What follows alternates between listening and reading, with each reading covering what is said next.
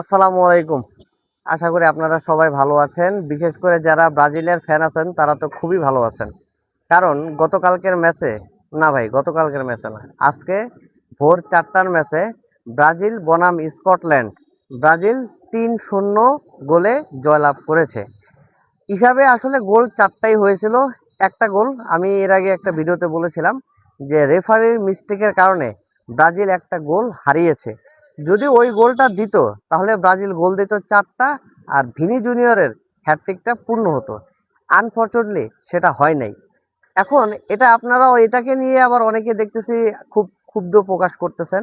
বিশেষ করে যারা ব্রাজিলের ফ্যান আছেন তারা সোশ্যাল মিডিয়ায় বলতেছেন যে আর্জেন্টিনার মেসির যেই বলটা নিয়ে খুব আলোচনা সমালোচনা হয়েছিল যে মেসিকে ফাউল দেওয়া হয় নাই, হলুদ কার্ডও দেওয়া হয় নাই।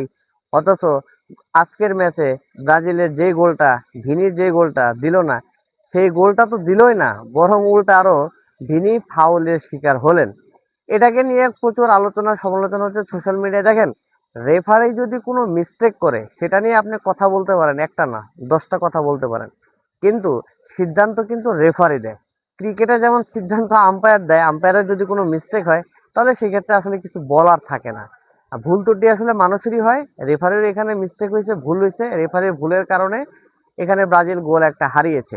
তবে দিন শেষে একটা জিনিস হচ্ছে, নেইমারকে আপনারা দেখেছেন, প্রথমে ওনাকে বসিয়ে রাখা হয়েছিল, পরে তাকে নামানো হয়েছিল কিছুক্ষণের জন্য। তবে ব্রাজিল এখানে ওই রিস্কটা নেয়নি, কারণ আপনারা জানেন যে সামনে যে খেলা, দ্বিতীয় রাউন্ডে নকআউট পর্ব শুরু হতে যাচ্ছে, সেখানে নেইমারের রোলটা থাকবে একটা গুরুত্বপূর্ণ রোল। অতএব ব্রাজিল টিমে নেইমার একটা গুরুত্বপূর্ণ ক্যারেক্টার, ঠিক তেমনি ভিনিও কিন্তু একটা গুরুত্বপূর্ণ ক্যারেক্টার। অতএব এই দুজন প্লেয়ারকে আপনার যতটা রিল্যাক্স দিয়ে খেলানো যায়, বা আপনি বলতে পারেন রেস্ট দিয়ে খেলানো যায়, সেই কাজটাই করছে টিম ব্রাজিল। খেলার শুরুতে আপনারা দেখবেন যে ব্রাজিল কিন্তু একটু ডিফেন্সিভ ভাবে খেলতেছিলেন, পরবর্তীতে কিন্তু ব্রাজিল অ্যাটাকিং খেলেছেন। ব্রাজিল, এটাই হচ্ছে টিম ব্রাজিল। প্রথমে ওনারা বুঝতে চেষ্টা করতেছে ওই যে আর্জেন্টিনার মতো, আর্জেন্টিনাও কিন্তু ওই ম্যাচে প্রথমে কিন্তু আর্জেন্টিনা ডিফেন্সিভ ভাবে খেলতেছিলেন। ঠিক আজকের ম্যাচও ব্রাজিল কিন্তু ওইরকম ডিফেন্সিভ ভাবেই খেলতেছিলেন।